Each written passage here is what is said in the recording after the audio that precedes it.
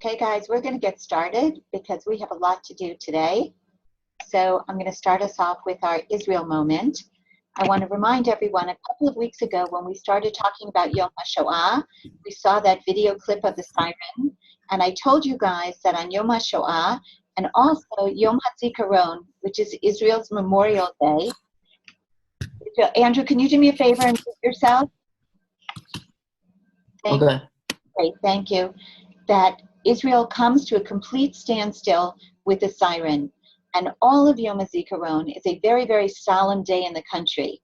At military cemeteries in every city and town, there is a small stool and a flag placed by every soldier's grave because family and soldiers from all over the country are going to visit those graves. Every single soldier who has fallen in a war in Israel is visited by a current soldier in his unit on Yom HaZikaron, and families, friends, acquaintances, people from towns go to cemeteries. So Yom HaZikaron, Memorial Day in Israel, is a very serious and very somber day. And at the end, as the sun sets on Yom HaZikaron, we begin our celebration of Yom HaAtzmaut, which was last Monday, why we didn't have class last Monday night. And there are celebrations across the country celebrating Israel that go on the evening of Yom HaAtzmaut. And the day of Yom HaAtzmaut, Israelis do the very Israeli thing of al ha'esh, or having a mangal or a barbecue with friends and family. And every year on Yom HaAtzmaut, our Prime Minister, this year now being still Prime Minister Bibi Netanyahu, makes a video clip celebrating the country. So tonight's Israel moment, we're going to take a look at that video clip.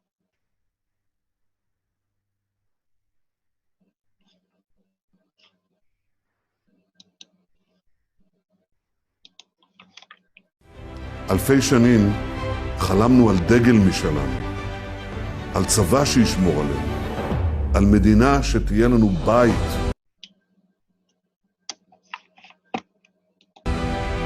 יחד אנחנו מגשימים את החלום הגדול של עמנו, בונים ערים ויישובים, סוללים כבישים ורכבות, מפתחים טכנולוגיה מהפכנית, מוציאים גז מן המים, מובילים בחקלאות, בסייבר, במדע, שומרים על הגבולות ומעל הכל מבטיחים את כוחו של צבא ההגנה לישראל. וכשאני פוגש את החיילים והחיילות שלנו, את הבנים והבנות שלנו, אני יודע שנוכל לכל אתגר. ישראל מעולם לא הייתה כל כך חזקה. איזה שינוי כביר בגורל עמנו. איפה היינו לפני 75 שנה ואיפה אנחנו היום? מי היה מאמין? אנחנו מאמינים. מנהיגי העולם מאמינים. וכשאני פוגש אותם, הם שואלים אותי בהשתאות, תגיד, מה הסוד שלך?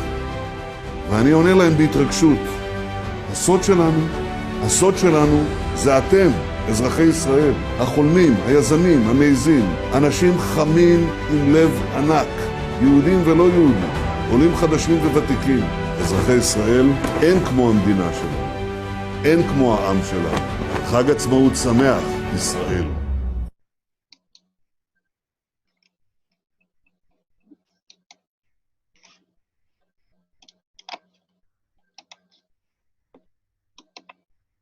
Okay, guys, a little appropriate for us as we began our year studying those times that Bibi Netanyahu refers to 75 years ago with the Shoah. And tonight, you're going to see we're going to spend most of the evening after we do our Yerushalayim Kahut. We're going to spend most of the day today looking at some of the amazing creations and inventions of Israel's startup nation. So guys, I'm going to ask everyone now to go to kahoot.it. I'm going to give you the code, and we are going to play our Yerushalayim Kahoot.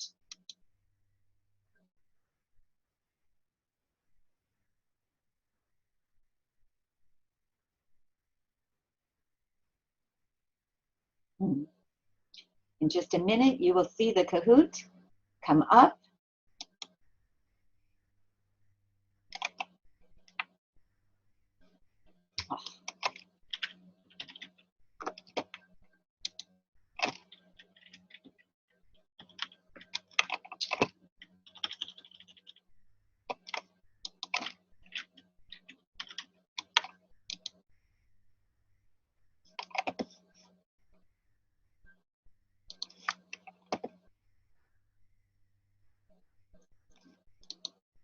Okay, guys. Everybody should be on kahoot.it. And you're going to type in 871929 for the game. 871929. Then type your name and it'll come up on the screen. There's Jeremy.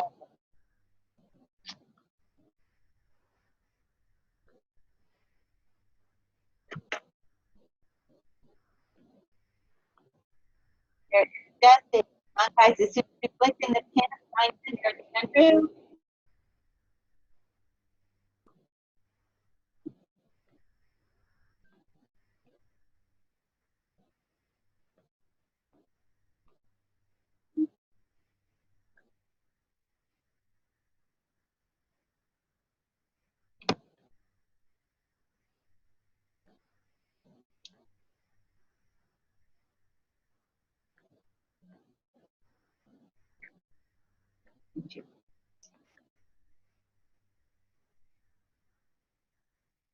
Yes, yes, Jessica. You're signing in as one person. Yes, or Jessica, something is wrong with your iPad. They can sign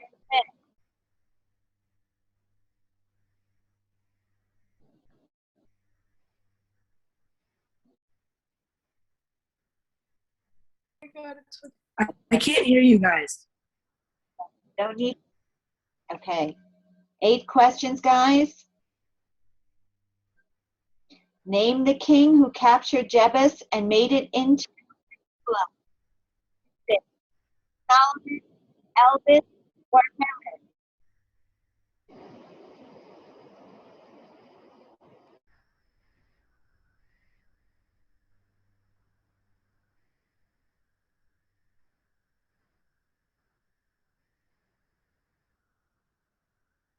King David. Solomon, not the king who founded Jerusalem. We might see in a minute what. Okay, Ryan got that right and Jesse got that right. Name the king who built the first temple, the first Beit HaMikdash. David, Solomon, Elvis, or Herod. Not the founder of Jerusalem, but the king who built the first Beit HaMikdash.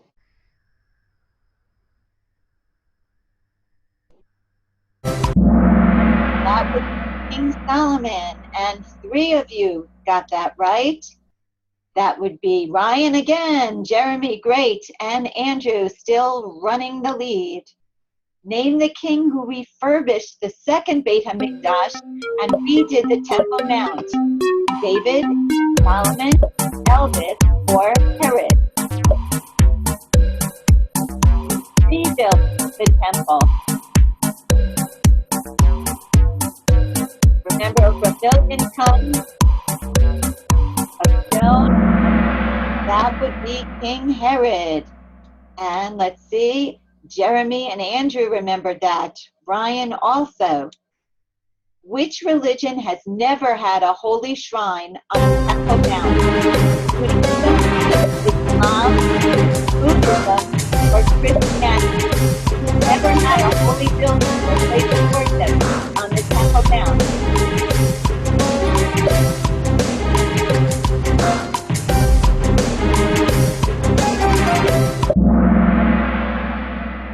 Buddhism. And again, Jeremy, Andrew, Ryan, we are running away with it. The Temple Mount is administered today by who's in charge? The chief rabbi, Pope, or the Rock?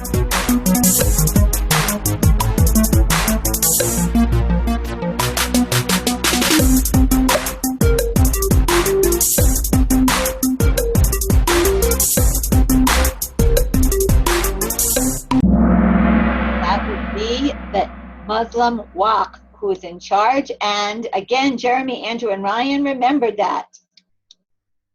Jerusalem is located in the tribal territory of King David's tribe, Benjamin, Judah, or the territory?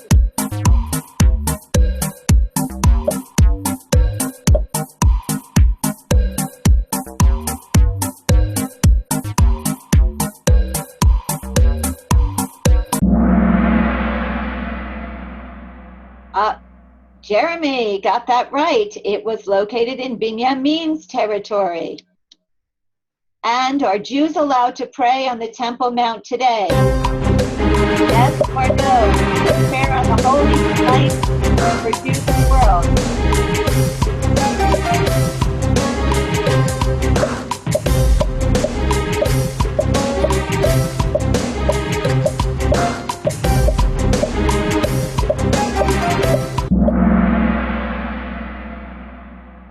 Jeremy again. Okay, what is the name of the group seeking to allow women to pray with a Torah scroll at the Kotel? Women of the Wall, the WAC, or the Western Wall Heritage Foundation? Who is trying to allow women full prayer right at the Kotel?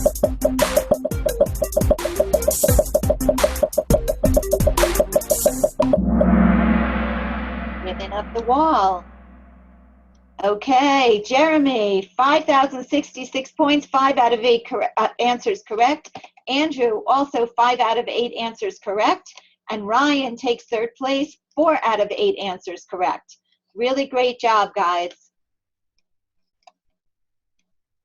Okay, we say, which Jeremy was it that won there? As we see, you guys checked in as more than one player, but great job. I didn't mean to click it a million times. Oh, I didn't click it a million times. I For some get reason, it. it randomly clicked that, and I'm actually the Jeremy. I get They were that. like, I get So I that. don't know what happened. It must be a glitch. They were 'cause like we're over doing 100 it answers. Very good job, guys. Well, what's nice to see is that you guys really remembered Wait, can a you lot, hear me? knew a lot about Can you Yerushalayim, hear which me? is really, really nice to see. Like, there was like over 100 answers. It was like very laggy and glitchy. There was over 100 answers because people checked in as more than one person. Okay, guys. So we've visited Yerushalayim and we've learned a lot about the history, the biblical connections of Yerushalayim and what goes on in Jerusalem today.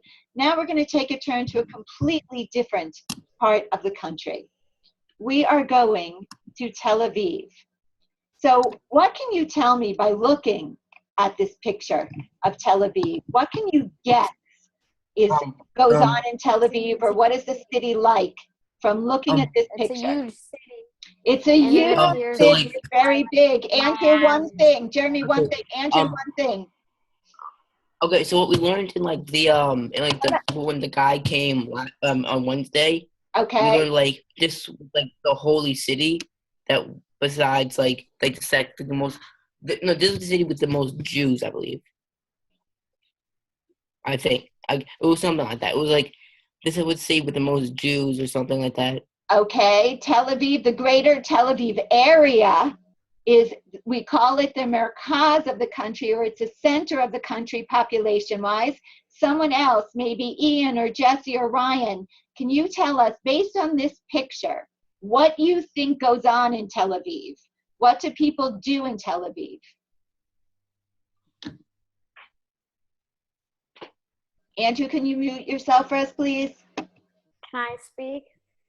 Sure, go ahead, Jeremy. I have something. Go ahead. It's where while Tel Aviv is not the capital of Israel, it's where all the Capitol buildings are. And whoa, I'm stopping you. that's I'm where stopping you. Wait a minute. Whoa. What do you mean by Capitol buildings? like all the government buildings, like all the embassies from other countries. Okay, let's be very, very clear. Stop, pause. All the Capitol buildings, the Supreme Court, our Parliament or Congress, which is called the Knesset, the President's House, all of Israel's government buildings are found in its capital. Israel's capital is what? What city is Israel's capital?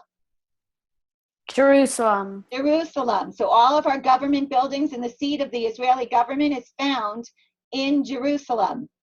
Okay, we're going to see in a few minutes what goes on in Tel Aviv, but I want you to look and see here. One thing we can see, and I think Jeremy said it in the beginning, Tel Aviv is huge. It's a major metropolis. Big, tall, high-rise buildings, lots of business, lots of industry, lots of people. Let's pay attention to this clip, and we're going to see where Tel Aviv came from. Remember, Yerushalayim, we know, goes all the way back over 2,000 years, had its roots in being a biblical city, and has been continuously populated and built up, and many of the buildings extend back, ruins for over 2,000 years. Tel Aviv is a little bit different, actually a lot of it different.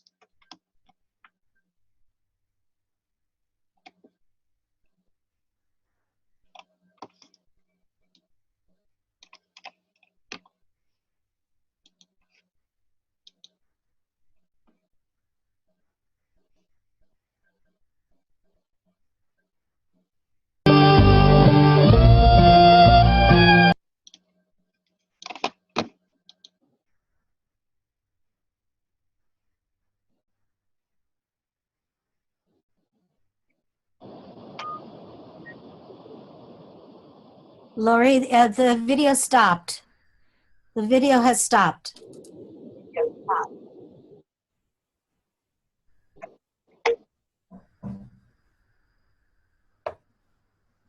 Lori? Yes, I heard you. Lori? Yes, I heard you, Mariam. Oh, okay.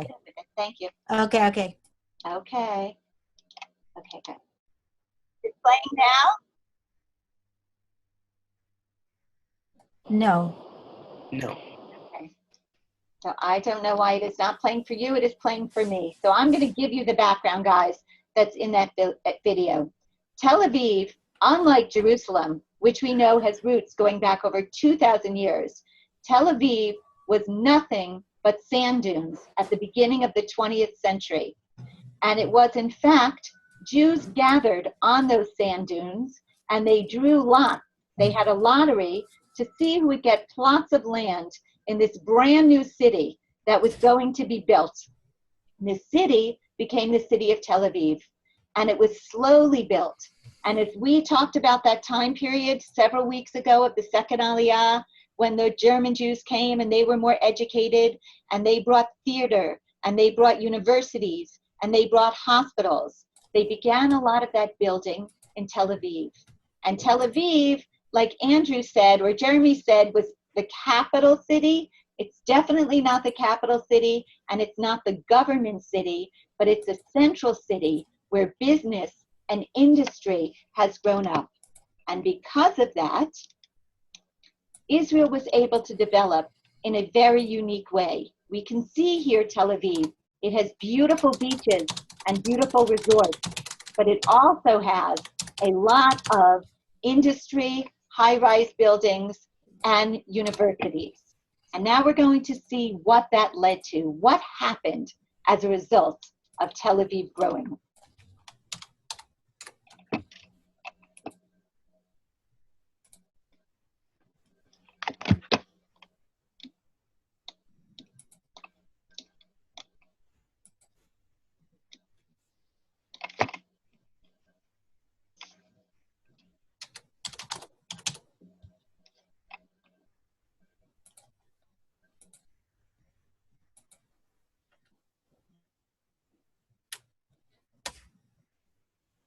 Lori? Yes. Did we lose you? No, you didn't lose me. Okay. So we're not seeing anything. Okay, I'm going to stop this share and come back out. We'll come back in and try and figure out why we are not seeing anything. Okay. Are you seeing something on the screen now? Do you guys all see the slide that says Startup Nation? How did it start? Yes. Okay, Yes. everybody sees that? Okay.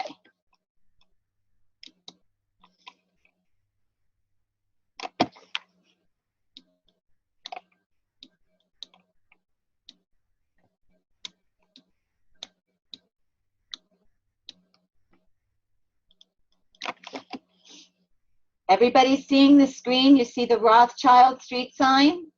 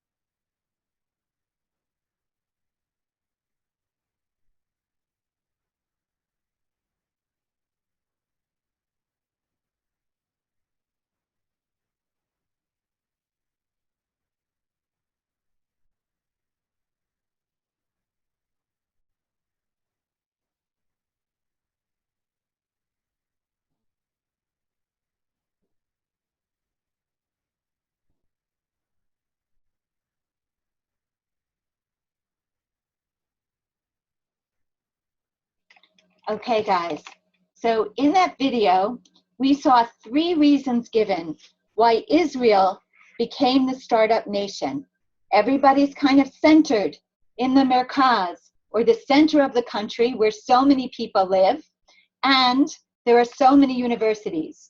The video gave 3 reasons why Israel became this innovative startup nation. Can anybody give me, these pictures are clues for you guys to use as visual clues. And if you read the Hebrew words, it gives you an actual word clue as to why is Israel the startup nation. Can anyone give me one reason?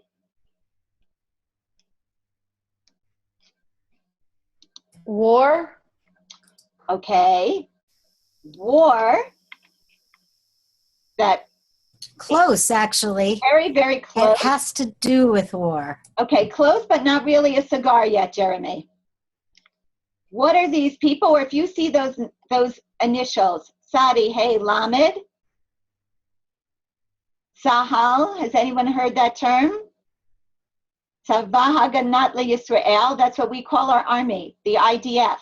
And Jeremy, where you're very close, is that every Israeli young man, young woman knows that they're going to grow up and they have to go into the army.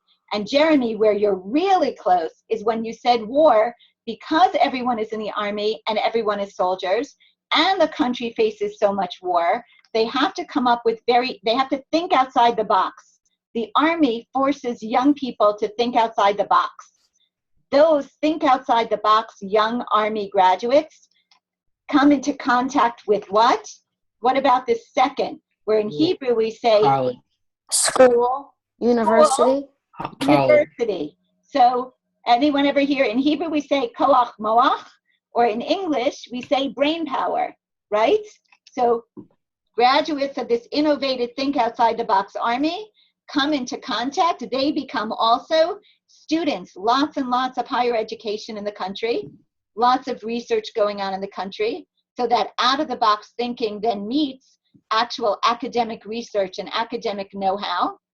And finally, you guys, we talked about this. So if you think about the idea of Olim Chadashim, or new immigrants to Israel, and you think about Russian new immigrants, what was unique or special about the Russian immigration to Israel? Oh, like they brought like a bunch of like culture and like technology and stuff. Like they brought like a bunch of like new things to Israel. So like immigrants could possibly stay at Israel, which could then their children or like Awesome, them. Andrew. Okay, great. I'm going to stop you. Awesome. So they brought culture and education.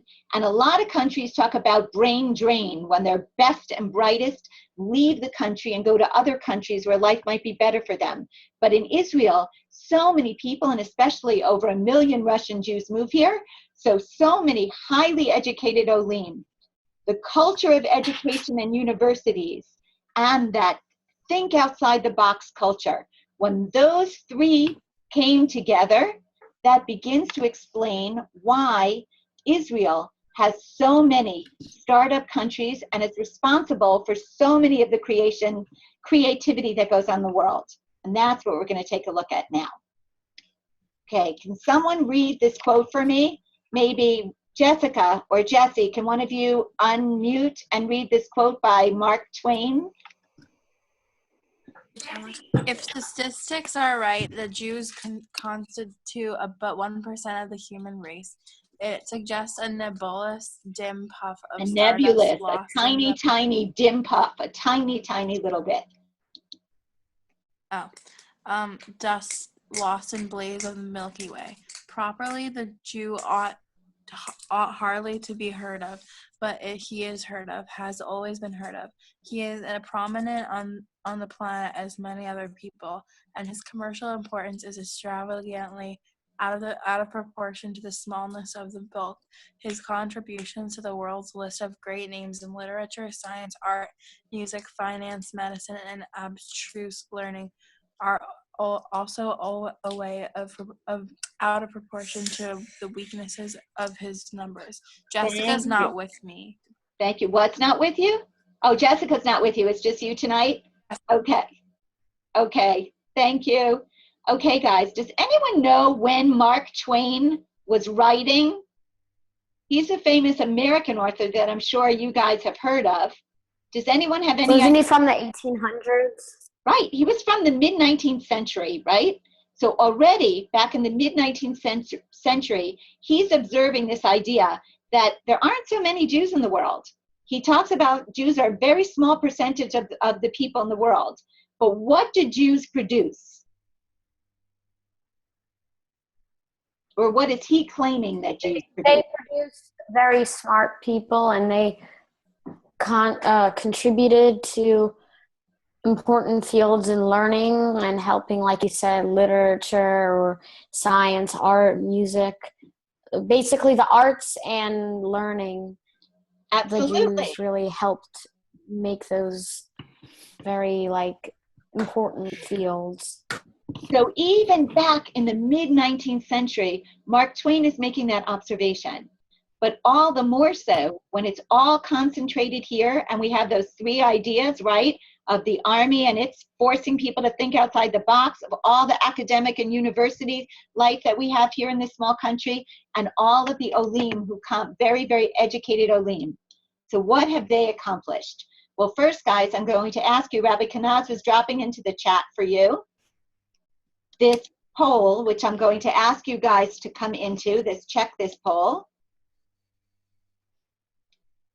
where I'd like you guys to tell me where you think Israel rates in terms of per capita startups in the world. What do you mean by startup? Startups are companies that invent something. Like, for example, there are, we couldn't have cell phones without Israeli inventions. The USB was invented here in Israel. Waze is from Israel. Waze we're going to get to in just a minute and see what Waze is for those of you who don't know. Although today I think it's hard not to know what Waze is.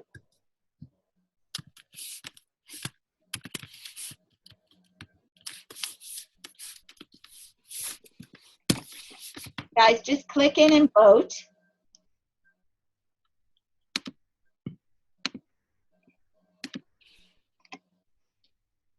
I voted. In order to see my reaction, just click on where it says there is one or there are two new Two reactions. people have voted. 2 people have voted so far. Yeah, just click. Jeremy and Andrew have voted.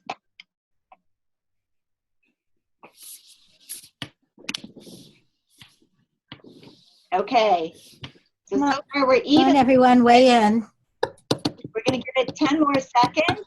So far, we're evenly split between top 5 countries, top 10 countries, and second only to the USA in per capita number of startups.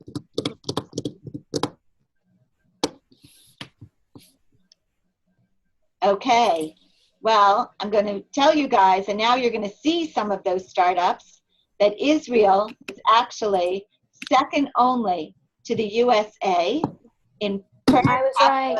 I was kind of right because top 5 in the world, not in actual numbers. In actual numbers, I'm sorry. Excuse me. Israel, it is number 1 in per capita. In actual startups, Israel is second only to the USA. In per capita, Israel is actually number 1 in the world, and we're going to see how that is and why that is in some of her. Does anyone know what per capita means? I learned this in social studies. Andrew? Yeah. So it's if I remember, it's the amount of money a country has by a year. I didn't know. No, that's you're thinking of the GPA. Yeah. I'll read it. I'll tell Per you. capita is that per person? Per person. Person. The more The number of X per Yes. person is per capita. So in our case, we're talking about the number of startups per people in the country. Okay, so Wait. So what number 1 in the world for how many startups are per person? So that means the people make a lot of startups. It's one person makes a bunch of startups. no, Andrew. It might be every 10 people makes one. Oh, startup. okay. So Okay. let's think of the number of people that live in the United States, okay? How many people live in America? A couple of billion? Not 3 billion, Billion. I but think about, isn't Okay. it like hundreds 300 of millions million or of people live in America, okay? So obviously because and only 8 million people live in Israel.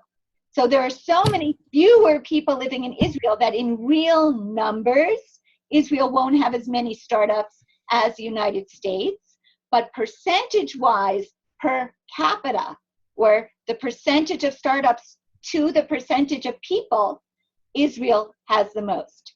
Okay, so I want to spend some time with you guys looking at some of the really crazy inventions that Israel has come up with. And this particular invention, does anyone recognize the little emoji on the screen? Ben, do you know what that is? Have you seen it before or heard of it? Yeah, it does. It's Waze. Doesn't it like give? It's Waze. Yeah, It's it gives Waze. directions. Okay, guys. Because it says Waze right underneath it. It does. So pay attention to what is Waze. Welcome. You just became a Wazer. That means you're never alone on the road anymore. That's because you're now connected to the largest community of drivers on the planet who share real-time traffic information and live road alerts to help everyone bypass traffic, save time and gas money on their commute. So, just drive with the Waze app open, and you're already contributing a ton of traffic info that helps your fellow drivers. You can also actively report events you see while driving. All hands-free, of course.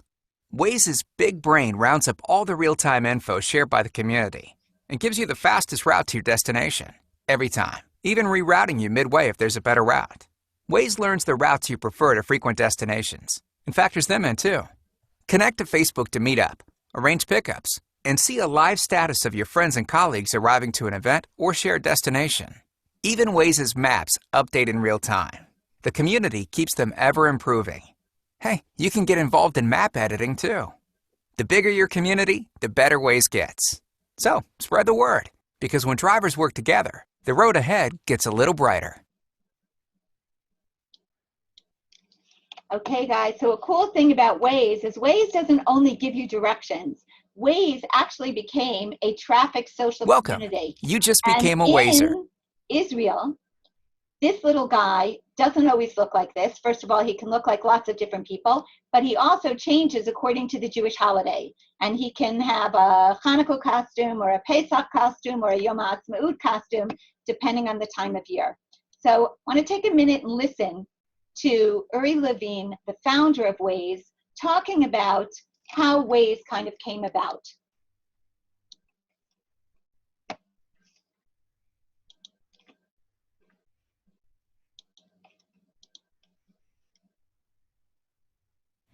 Welcome to Movers and Shakers on JTV. We're delighted to be joined by Uri Levine, Israeli entrepreneur and co-founder of the revolutionary travel app Waze, which monitors traffic to give the driver the fastest route. After selling the highly successful app to Google in 2013, he didn't stop there and is now running a new startup called FEX. Whilst Waze targeted one of life's biggest aggravations, traffic, FEX takes on another major irritant: hidden fees on financial services. FEX wants to show its customers where cheaper alternatives are available for financial services, such as retirement saving accounts and life insurance. Uri, can I start by asking you, what inspired you specifically to set up the most successful global navigation app, Waze? You know, there are two things that actually push entrepreneurs to do something. One is passion, and the other one is hate. And I hate traffic jams. And so this is one part of it. And the other part is that it seems like, an opportunity to actually solve real problems. And when we team up, we thought that we're going to change the world and we're going to help all the drivers to avoid traffic jams or help them to fight traffic jams. And that was key driver for us. Okay, what you don't hear here, Uri saying or Uri sharing, is when he says we thought or when we teamed up, he's talking about a group of guys that he was in the army with. So here we really see how that startup nation kind of really came into power.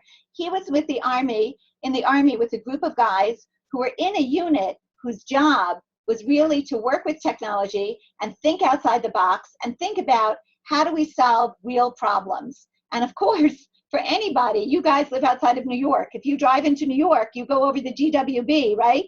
You see that the traffic there can be insane. So for anybody who's traveling on the roads or anybody who's commuting, traffic is a real life problem to solve. So this group of people who had been together in the army solving some of those problems got together and started solving the traffic problems of the world. But Waze is kind of a fun thing that Israelis invented. These guys, how many people, who plays Guess Who or Rummy Cube or Taki or Mastermind?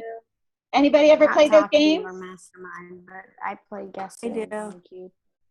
Anybody I've else? heard of Guess Who. Andrew, I'm sorry, what were you saying?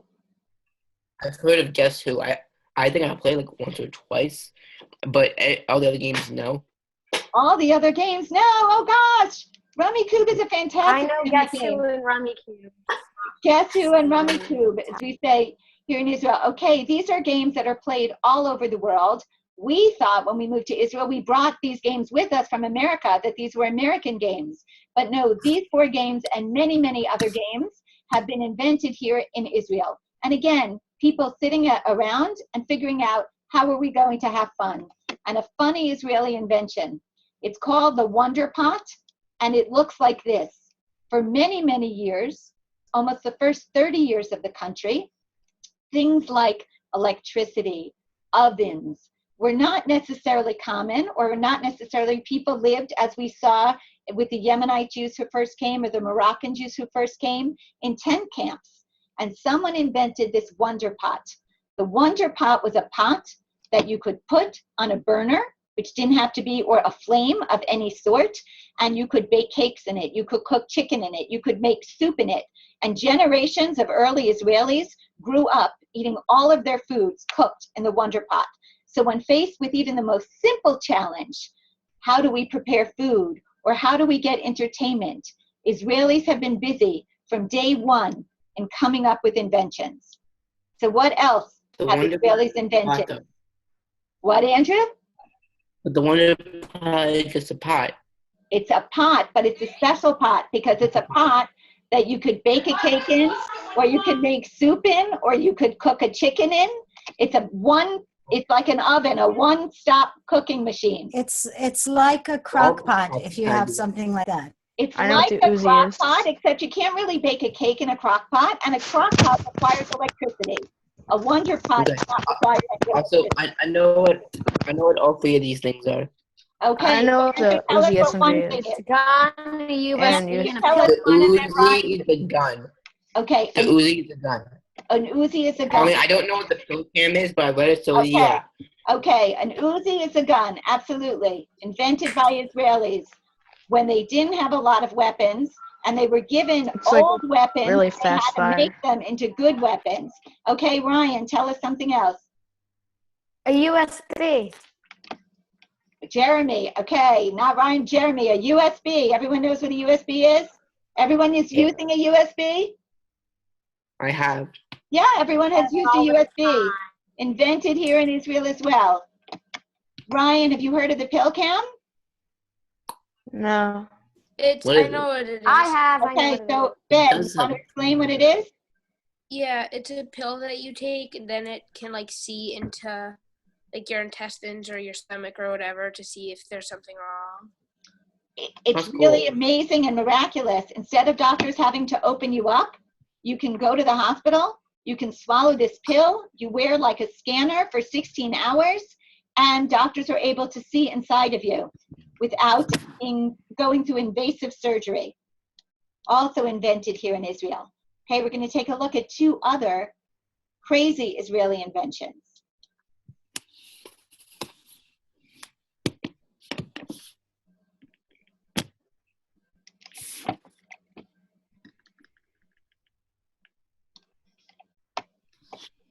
Anyone ever hear of the rewalk? Does anyone know what it is? That's a thing for polio, right? Oh, I've heard of Oh, it. Yeah, yeah. it's not a thing for polio. Pay attention. Yeah. Mhm.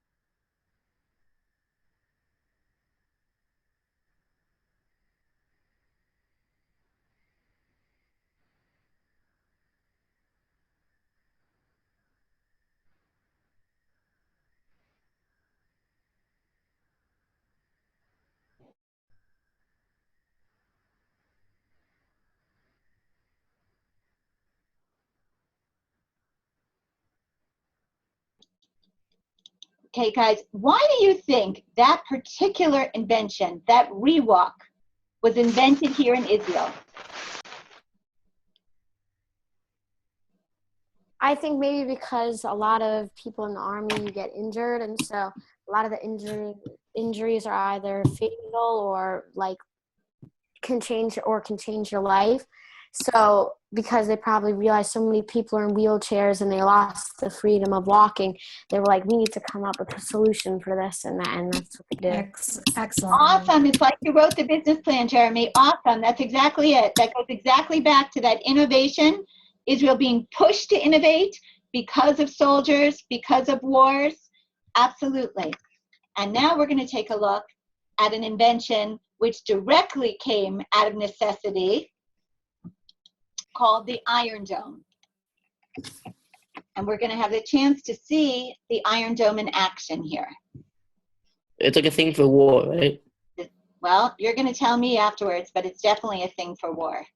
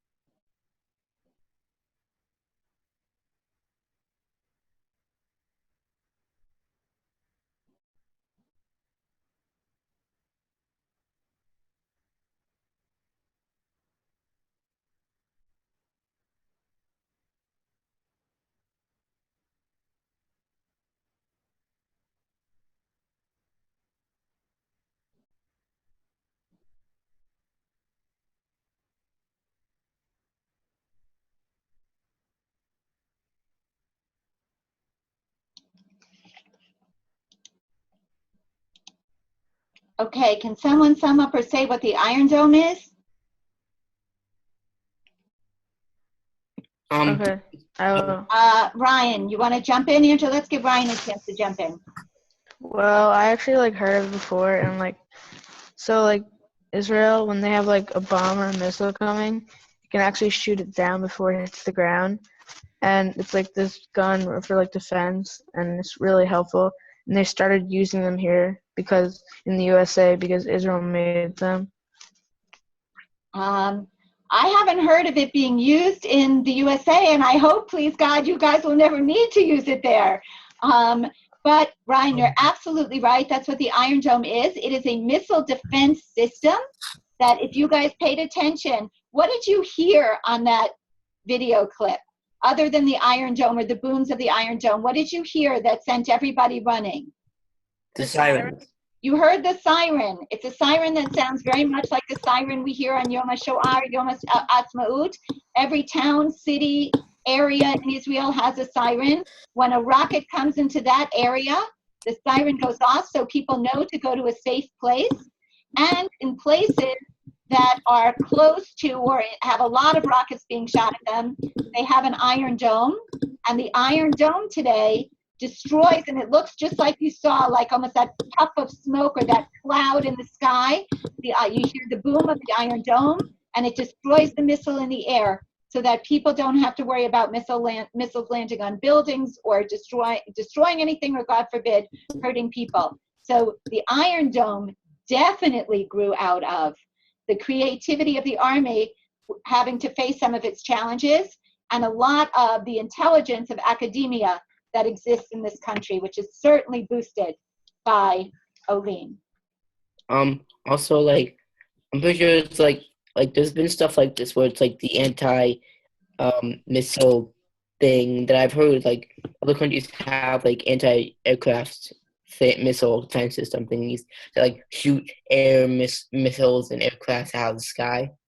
Correct. And Israel, every country has that. The unique thing about the Iron Dome and why it's called the Iron Dome is Israel faces a very unique situation where rockets are shot into Israeli towns and Israeli cities. We're not talking about aircraft where aircraft are fighting each other, or anti-aircraft weapons where they have to shoot down another aircraft or one to the other. We're talking about rockets that fall out of the sky on a regular basis towards Israeli towns and cities.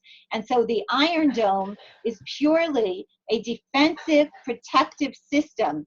It doesn't have missiles that shoot down planes. It's a protective system that destroys the missiles in the air before they can do any damage. So it's a purely defensive system. Okay, something else that Israel is very, very famous for is desalination, or desalinate drinking water from the ocean.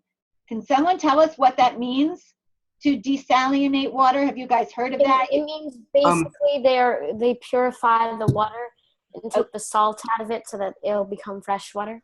Okay, purifying the water. Given what we've learned even a little bit about Israel so far, about Israel topography and Israel geography, why do you guys think that would be an important technology for Israel to have? Well, basically because Israel is mostly just desert, and there's not a lot of resources for them to use water besides the Sea of Galilee. And because as the country grows, they're going to need more water resources. So they've decided that they'll desalinate the ocean, and that will also be a source of drinking water.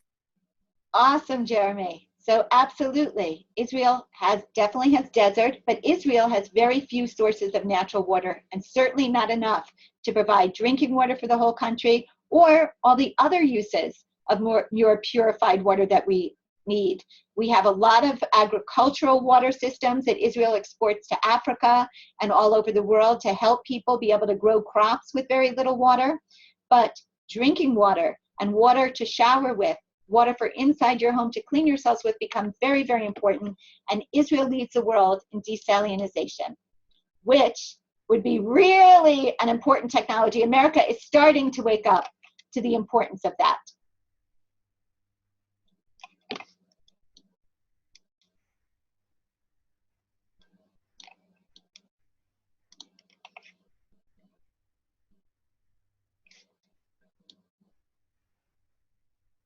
Have you guys ever experienced drought in New Jersey? No. No, how is that possible? There's never been. I mean, maybe, but it hasn't really affected me in terms of like me not having water. I've had water every day that I've lived. Yeah, I got water. It's fine. Like, I live in a good place. Like, I got, I'm good. Okay, we're all. Sometimes they don't allow us to water our lawns for a while, for example. But we've never been limited in taking showers or other water uses. Okay, so in New Jersey, you guys haven't been limited in other water uses, but you have been limited in watering the lawn filling pools, I remember from when I was growing up in New Jersey, but there certainly are states in America that are more.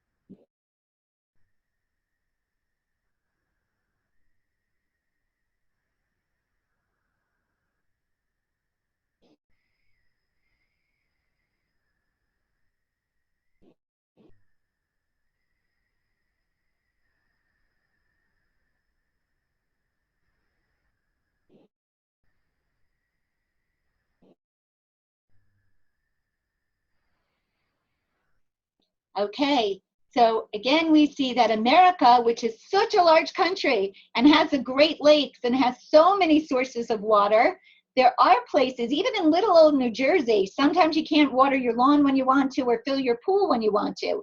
In California, they have a real crisis in terms of growing fruits and vegetables and in terms of even beginning to affect the drinking water. But in little Israel, where there's a serious shortage of water, we don't feel that at all in our homes, because today, as that video said, we have a water surplus or an extra supply of water because of desalinization. Again, a need that was found, out of the box thinking from army culture, meeting that academia and a lot of Russian scientists who came here in the 1990s, and that led us to desalinization. Okay, guys, I'm going to ask, I'm going to have to send this to you. I'm going to send this to you. I wanted you guys to look at some quotes about startup and tell me your favorite quotes. So I'm going to send this to you guys tomorrow, and we're going to pick up next class with you guys thinking about your favorite quotes about starting up or about creating something from nothing. Okay, so we're going to say goodnight for now. Next week is our last class. I will send you guys tomorrow this slideshow with all these quotes for you guys to look at. You can send back to me during the week your choices for your favorite quote, and we'll start next week with that. And you can send to me, if you send it to me in the very beginning of the week, you could send me something that you would like to learn about in our last class next week, and I will make sure that we do that. Okay? Will we find out who won the points? Well, I think you have an award ceremony, if I understand correctly, from Rabbi Kniaz, correct? You have an award ceremony at your graduation. And I think you're going to find out at that award ceremony who got the most points for participation and who got the most points for participating in the independent exercises for the year. You will all get chocolate at the end of the year again. The most point winners will get a little bit more chocolate, but I think you're going to find that out at your end of the year award ceremony. Okay. Well, Okay. thank you. Have a good night. Thank you. Bye, guys. See you next Bye. week. Thank you. Good Bye. night. Bye. Yeah, Good night. thank you. Good night.